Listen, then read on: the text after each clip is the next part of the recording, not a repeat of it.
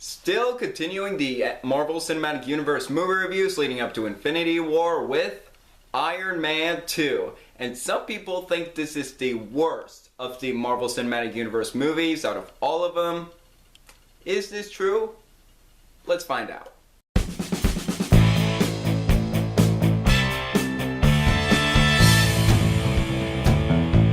Iron Man 2. Iron Man 2 is the third film in the Marvel Cinematic Universe, came out in 2010, directed by Jon Favreau, starring Robert Downey Jr., Gwyneth Paltrow, Don Cheadle, Scarlett Johansson, and Mickey Rourke. It takes place after the events of the first movie, where Tony Stark reveals his secret identity to the world. He is Iron Man, and he's a huge celebrity, and Tony Stark has a lot to deal with in this movie. He has to deal with the government, who wants to use his technology. He also has some personal issues to deal with, and he also has to face a villain, Ivan Vanko, played by Mickey Rourke, who has a serious grudge with him.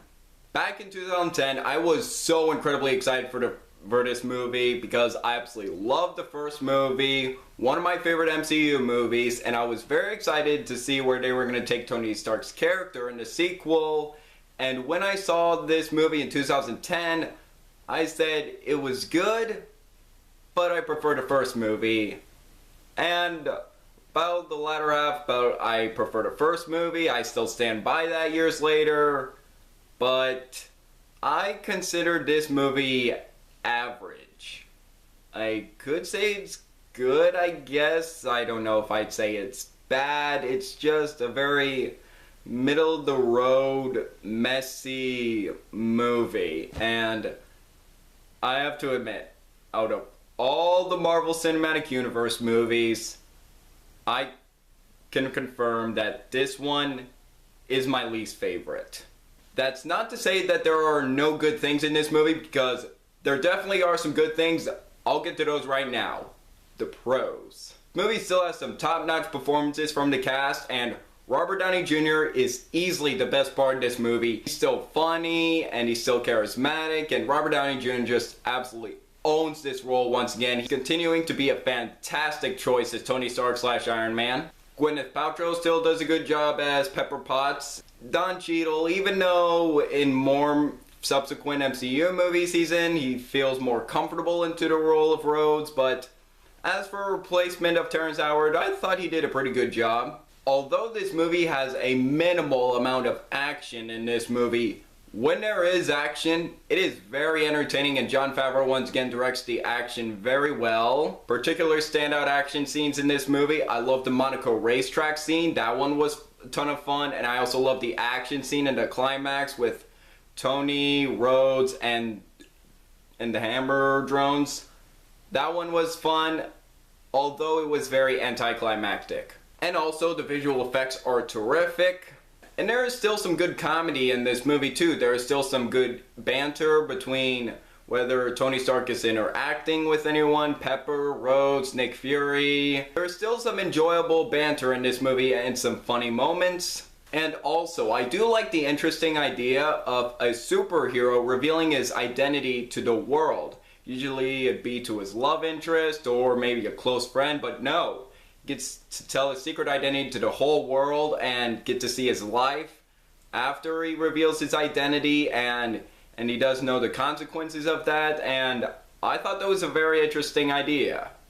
Unfortunately, that's all the good stuff I have to say for this movie, and let's get into the cons. Easily my biggest problem with this movie, the plot is muddled, and there is a lot of subplots that just go nowhere. There is a lot going on in this sequel. Tony Stark has to deal with his health issues. The heart inside him is also killing him. Pepper Potts has to run a company. It also has to set up the Avengers. The Avengers setup, and although Scarlett Johansson and Samuel L. Jackson give entertaining performances as these characters, the Avengers setup just comes right out of nowhere and just like, we gotta set up the Avengers. And there's also a subplot about like Tony Stark having some daddy issues and whether or not he was the greatest father, and there's a lot in this movie going on.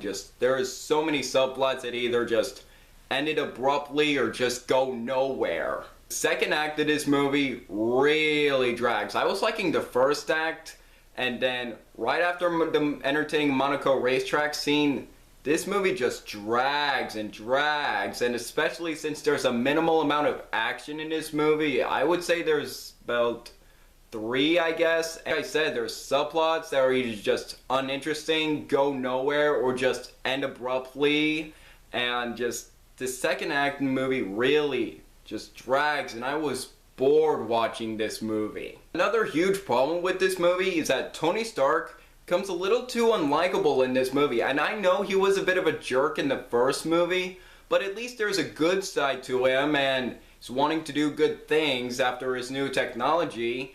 And although he was a jerk, at least he was still a lovable jerk. Tony Stark in this movie just becomes a jerk, just a jerk, and he almost becomes unlikable in this movie. Finally, the villains in this movie were just underwhelming, forgettable, and just played by 2 very good actors. Mickey Rourke, who could easily be a great choice to play a villain, and he's also a really good actor. He's great in Sin City, he was fantastic in The Wrestler.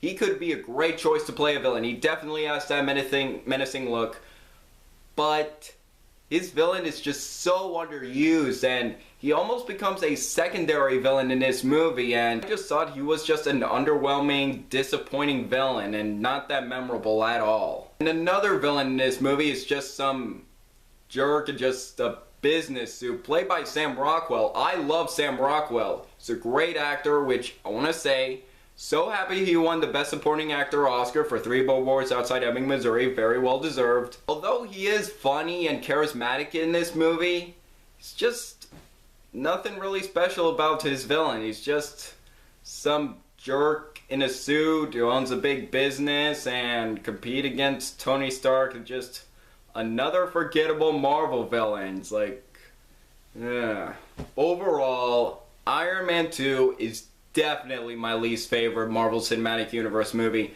Not to say it's a bad movie, it's just a very average, middle-of-the-road superhero movie, and a big disappointment after coming off a great predecessor. Although there is some good performances, great action, terrific visuals, and some funny banter, the plot is muddled, the villains are forgettable, the second act drags.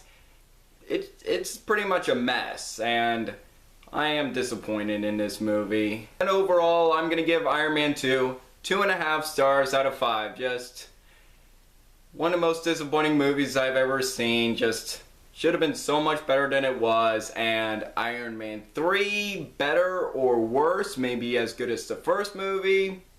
We'll get there when we get there. But for now, it's just a very meh superhero movie, and easily my least favorite Marvel Cinematic Universe movie.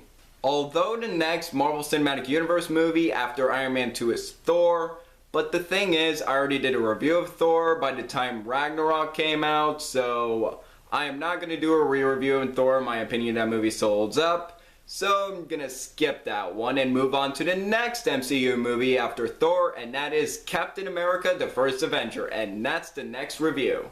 So what do you guys think of Iron Man 2? Do you agree? Disagree with me? Let me know below. Make sure to like this video, leave a comment, and subscribe if you're new here. It really means a lot. I'm Jack Benner, and look forward to another movie review.